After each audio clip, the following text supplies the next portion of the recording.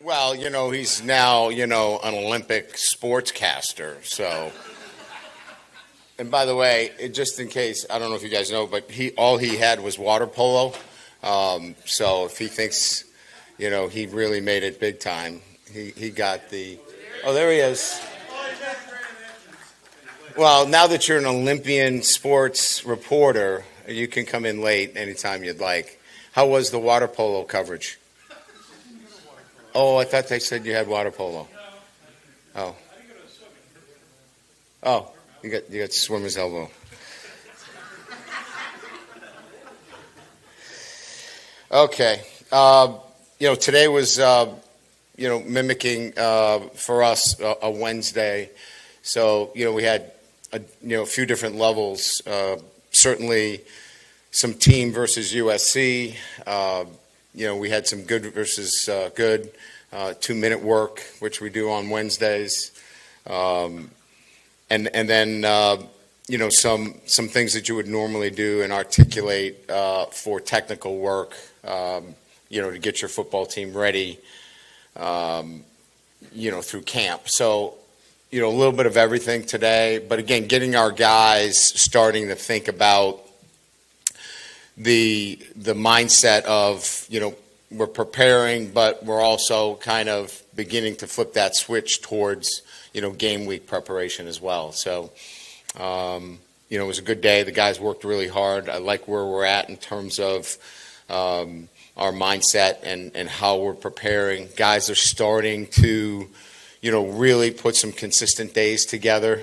Like any time during camp, we get some guys with some ankles and foot injuries, nothing serious. But it gives our other guys that are key backups an opportunity to go in there and compete. And so we get a great look at some of the other guys that are going to have to be called upon at some time during the season to step in for. So good day overall, and open it up to questions.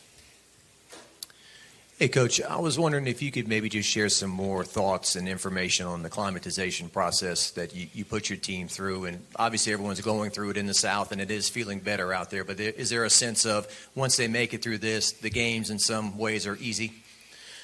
Yeah, so, we use a lot of data in the off season. Quite frankly, we've leaned on, the NFL data model relative to what has been produced from a safety and acclimatization model for injuries from the NFL. And having Katie O'Neill as the chief medical officer for the SEC, we get a lot of data from her and the office there that really allows us to look carefully at where do the injuries take place, at what time during camp, and at what player load. So we're able to put that together with, the acclimatization. We're also part of an NFL study right now on weight loss relative to, fluid, retention and loss through sweating. So Dr. Frakes in our nutrition office is part of a pilot study with the NFL. So, our sports science, our medical team, our strength and conditioning team, all working together to kind of put together with me the best and safest way to get your football team ready for your opener. And so this year it was 3 on, 1 off, 3 on, 1 off, 2 on, 1 off. And after those 8 days, we then went 6 straight. And we felt like after those 8 days with 3 recovery days, we were able, through those 6 straight days, to really come out of those 6 straight days in a great fashion. And our guys were able to handle the back-to-back days really well, and we feel really good about where we are. So it really was a collaborative effort with sports science, the medical team, strength and conditioning, utilizing data from the NFL to kind of put this together. Hey, Coach. I'm for the defensive background. I know a lot of those guys are young, but there's a lot of depth at that position. How do you feel about their consistency from the beginning of fall camp till now? I think I commented on this before. I think what I like the most is we're playing the ball well down the field. There are deflected balls. They're there's balls that we're competing for, and we simply don't have those. What the heck, like what happened out here? Why is somebody, wide open down the field? We're not having blown coverages. There's certainly a much more consistent approach to what we're doing on the back end of our defense. And like you said, part of that is there's some more maturity back there, some more veteran play. And I think coupled with the fact that, we're getting consistency out there. I see it, and I know Blake and Corey and Jake see a much more consistent unit on the back end. Brian, I was just wondering what you've seen in that USC defense since the coaching change. I know their spring game was. Yeah, it's hard to tell because there's so many transfers. You really look at a lot of UCLA tape to get structure, right, in terms of understanding the structure of the defense. And then, because there's so many transfers, it's really hard. We break them down individually by player and do a deep dive on each one of them as players. And, obviously a lot of individually talented players. But like anything else, they got to play together as a unit. So what we've done is we've relied heavily on the unit that played together at UCLA and expect that they're going to play in a similar fashion. And then obviously know the talents that, a lot of these guys bring as individuals. Is there somebody on your team that we're not talking about that you wanted to shine on? I don't know that there's any one particular guy. I think I've said this, many times, and you guys have heard me. I think that, the sum of this team will be greater than any one of its parts. I think it's going to be a unit that a lot of guys are going to be integral in its success. I mean, we're going to play 5 or 6 defensive tackles. We're going to play, 5 defensive ends. We're going to play 4 or 5 linebackers. There's going to be a lot of guys that are going to be part of this. So, look, we all can pull out the Harold Perkinses and, the Will Campbells and the Garrett Nussmeyers and, Karen Lacey's, but I think there's more players that are going to enter into the mix than we had last year. Hey, Coach, over here. So I know you just talked about some of those leaders, right? Like Will, like Emery, Harold, Mason. They played as and contributed as freshmen. What have you really seen from them from a leadership standpoint going into year 3? And speaking of accountability from a second question, what's the status on the number 18 jersey and when y'all are thinking about maybe releasing that? Leadership is an interesting question that I'm asked. Each player has in their own makeup a way that they handle leadership. What I require from our players is, personal accountability and hold others accountable. It's not a position that, and I remind our leadership group of this. It's not a position that you get a chance to explain yourself when you have to do things. It's not a position that you want if you expect popularity. It's a position that has to hold good friends accountable for things that they haven't been doing. So I think each one of them does it in their own fashion in terms of who they are. So leadership is happening quite well within this program, but different for who the individual player is. As it relates to 18, I think I've pretty much made a decision on how that number is going to end up, and I think you'll probably hear something here, very, very soon. If not tomorrow, within the next 48 hours. Coach over here. Brian, you made a wholesale change with 5 new defensive coaches, a total different philosophy with aggressive versus last year. Can you talk about how you see the defense right now and what you expect to do with them to do better on defense this year? Well, I think if you ask me what my philosophy is defensively, it's to keep the points down first and foremost, right? I mean, it's I think, when you talk about the elements of defense, it starts with, the players having an energy and an enthusiasm for the coaches in which they're playing for. There's got to be a sense of excitement, energy, and I thought at times we lacked that, and we're seeing that on a consistent basis.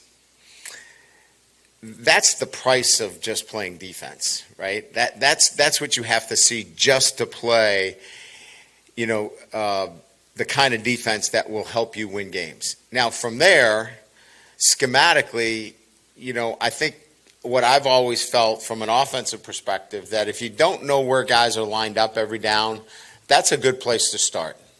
The ability to pressure on the perimeter, the ability to mix coverages so the quarterback doesn't know what he's getting every play, that is also an important piece of playing really good defense. But the core of this is getting off the field. And we had a hard time getting off the field last year. And I think Blake has done a really good job with the defenses that he's coached, in particular at Missouri, of having ways to get off the field, in particular on third down. So I think we start with the core of having a defense that's excited about playing for their coach. I think we have a defense that can play 3 down, 4 down, can mix things up in the back end of the defense, and then get really creative in third down situations. And at the end of the day, keep the points down. Hey, Coach. Just quick questions on Sage Ryan and Weeks West. How are they doing? Pretty good. I mean, I think we've got a grade 1 hamstring. I think we've got a foot sprain. These are injuries that should clear up this week and have him back full go for preparation for USC. I think we've got an ankle with Miles Frazier. Let's see who else we have. I think those were the 3. Hilton's got a bone bruise, but one that, we feel like, he should be back this weekend as well. So I think 3 or 4 guys that, kind of the bumps and bruises of camp, but we feel good about their availability come this weekend. Okay. And with Parashand, he's a guy who hasn't played a lot of football in general, but isn't, I wouldn't say he's raw as a defensive end either. So how do you think he's been able to sort of develop so quickly and become just a pretty solid player? Well, I got a chance to see him, being with the defensive line quite a bit at the end of the year last year. His technique, at the end of the year was as good as we had on the defensive line. He is very conscientious. He's physically capable of playing the position. He has the ability to play that position. And I think what he's done in the offseason is he's gotten stronger, more agile, and he'll impact our defense. He's a good football player, very reliable. He's going to do his job, and he's going to be where he needs to be. And surprisingly, has better athletic ability than people give him credit for. Hey, Coach, from your point of view, how has Perkins adjusted to moving back inside? We're having a hard time blocking him.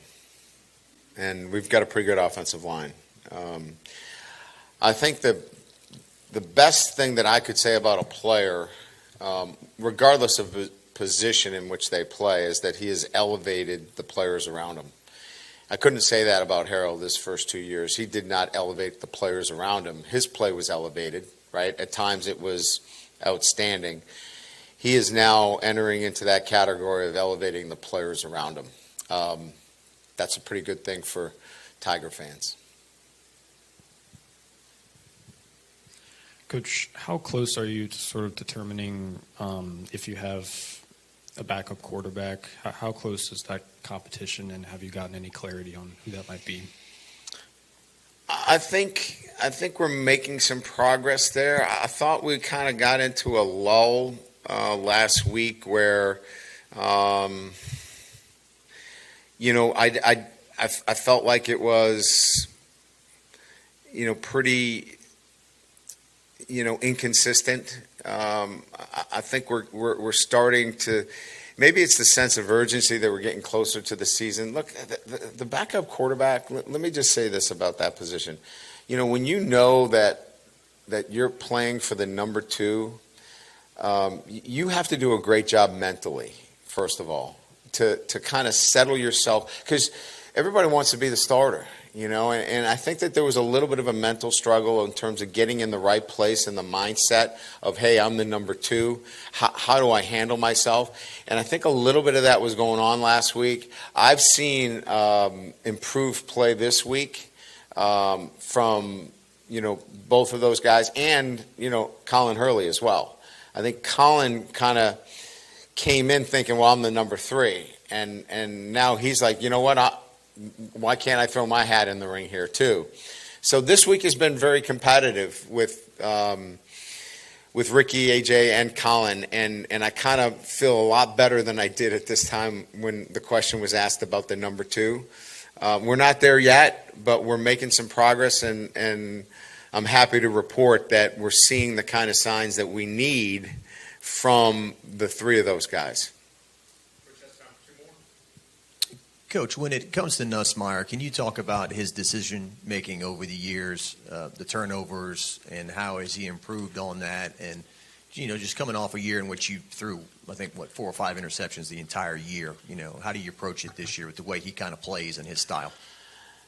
Like, he wasn't the starter, so, his interceptions were, mop-up duty, trying to get on the field, trying to make a play. He was in a whole different – it wasn't his car, as I said. He was driving that thing fast, and he didn't care if he dented it. It's his car now, and he's really careful that he doesn't, mess it up. And so there's a different mindset, kind of like what I was talking about, the number 2 versus the number 1. He is really, really conscious of that. And he understands that he can't put the ball in the other team's hands. So I just think it's, being a starter, understanding how important it is, and recognizing that taking care of the football is absolutely crucial to our success. Hey, Brian. Over here. Mike Gundy said the other day, he told his players, don't have your agents call me for more money. We're locked in. It's time for football, anything like that. How has that been with your team in terms of dealing with portals closed? It's time for football. Anything else extraneous? You'll deal with that in the offseason. How much have they bought in, and how much have you had to have those talks? Yeah, Scott, that hasn't really been a major concern. In the offseason, you're going to have to deal with issues relative to NIL and things of that nature. But, we've got, a GM for that. We've got a front office, if you will, for those kinds of conversations. And there's a time and place for that. It's like, in the NFL, players don't want to have contract negotiations during the season. The players don't either. They want to be focused on going to school, and they want to be focused on playing football. So it's not really something that, gets in the way of what they want to do right now. They don't want to be distracted by it either. So it really hasn't been anything that has been an issue or a distraction.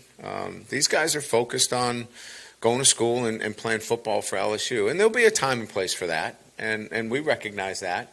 And when it's time for those discussions, we've got a system set up to handle those talks, and we'll be prepared.